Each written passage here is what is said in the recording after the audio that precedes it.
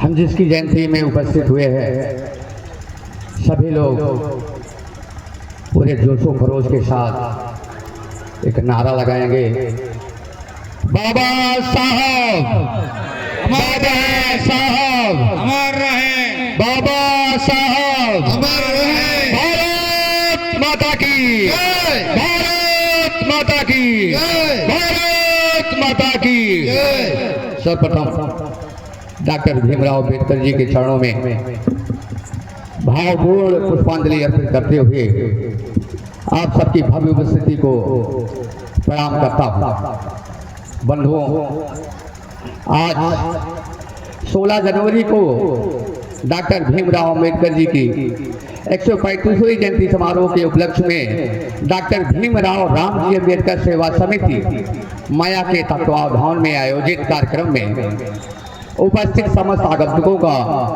पिता तुल्य बुजुर्गों का, युवा साथियों का, उपस्थित मीडिया बंधुओं का, प्रिंट मीडिया एवं इलेक्ट्रॉनिक मीडिया तथा आज मैं जो कुछ भी हूँ, जिनकी वजह से हूँ, ऐसी मात्र शक्तियों का हृदय तल से स्वागत, वंदन व अभिनंदन करता हूँ। बंधुओं, अभी पूर्व के वक्ताओं के द्वारा आप लोगों को तमाम जानकारी बाबा जी के बारे में, बाबा जी के जीवन के बारे में, उस समय के समाज के बारे में बहुत सी जानकारियां आप लोगों को दी हैं। मैं उनसे संबद्ध करते हुए ज़्यादा कुछ ना कहते हुए बाबा साहब की जयंती जो हम सब समरसता दिवस के रूप में मनाते चले आ रहे हैं और बाबा साहब की मृत्यु 6 दिसंबर 1956 को जो हुई थी, हम सभी लोग प्रेम से उस दिन को महापरिवार निर्माण दिवस के रूप में मनाते हैं। बाबा साहब भारतीय इतिहास के सबसे प्रभावशाली व्यक्तित्वों में से एक थे, जिन्हें भारतीय संविधान का जनक, समाज सुधारक, अर्थशास्त्री और दलितों के मसीहा के रूप में याद किया जाता है। प्रत्येक भारतवासी उन्हें प्यार से बाबा साहब कहते हैं। बाबा साहब अपने माता पिता की 14वीं और अंतिम संतान थे और उनके पिताजी का नाम रामजी मालोजी सकपाल तथा माता का नाम भीमाबाई था। ये आप सभी लोग जानते हैं। उनका परिवार मराठी मूल का था तथा कबीर पंथ को मानने वाला था। बाबा साहब ने हम सभी को 3 नारा दिया था, शिक्षित बनो, शिक्षा ही जीवन का मूल आधार है, प्रेम करना है तो किताबों से करो, बगैर शिक्षा के जीवन पशुवत होता है। इसी कारण आप सब जब तक शिक्षित नहीं होंगे, किताबों से प्रेम नहीं करेंगे, ज्ञान नहीं प्राप्त करेंगे, तब तक आगे बढ़ने का कोई रास्ता नहीं है। इसलिए उनका पहला मंत्र था शिक्षित बनो, दूसरा था संगठित रहो।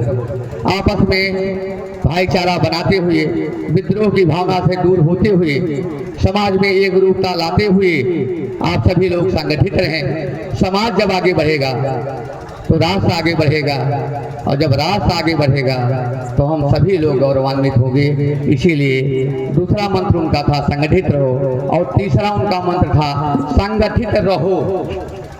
इसके बाद है संगठित रहो के बाद उनका तीसरा मंत्र था संघर्ष करो।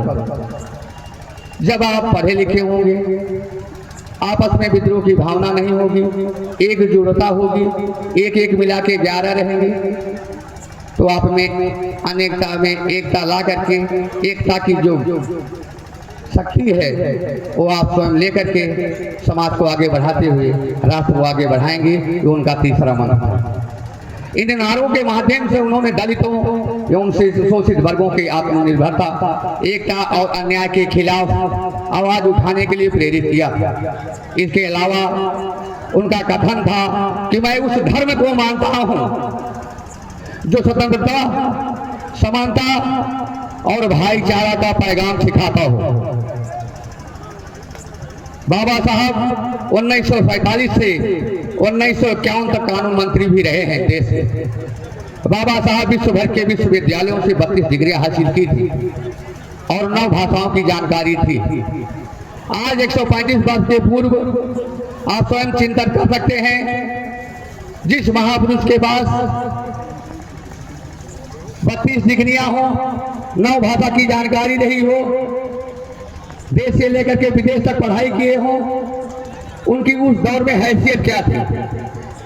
उन्हीं के पद चिन्हों पे चलते हुए, हमें किताबों से प्रेम करते हुए, उनके दिए हुए विचारों को, उनके मंत्रों को आत्मसात करते हुए, अपने परिवार और समाज में उस मंत्र को बांटते हुए, समाज में भाईचारा बनाते हुए, समाज और राष्ट्र का गौरव बढ़ाते हुए, अपने को पूरी तरह से पूर्ण करते हुए एक भाग्यशाली के रूप में, एक सही नागरिक होने के नाते रूप में, एक राष्ट्र प्रेम के रूप में आप इस देश के को आगे बढ़ाने में अपनी महत्वपूर्ण भूमिका अदा करेंगे।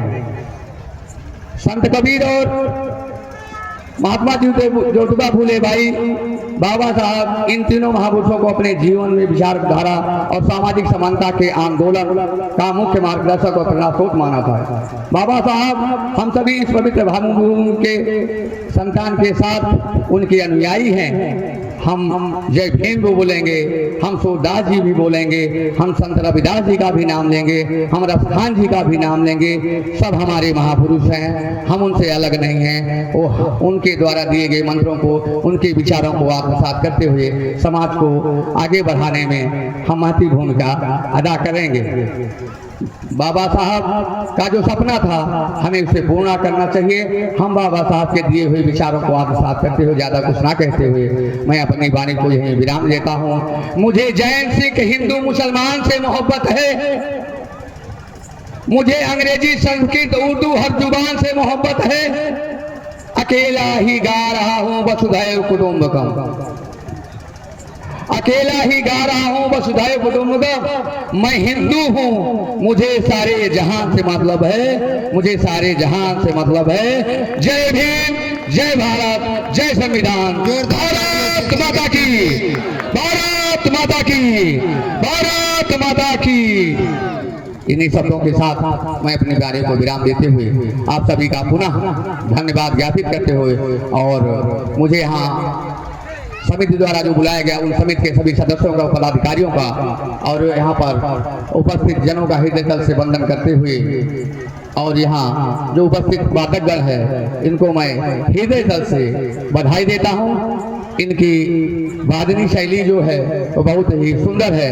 मैं इनके पुनः साधुवाद और इनके उज्जवल भविष्य की कामना करते हुए यहाँ पर उपस्थित समस्त आगंतुकों का पुनः बहुत बहुत साधुवाद, धन्यवाद। बहुत बहुत साधुवाद है विनोद जी। अभी विनोद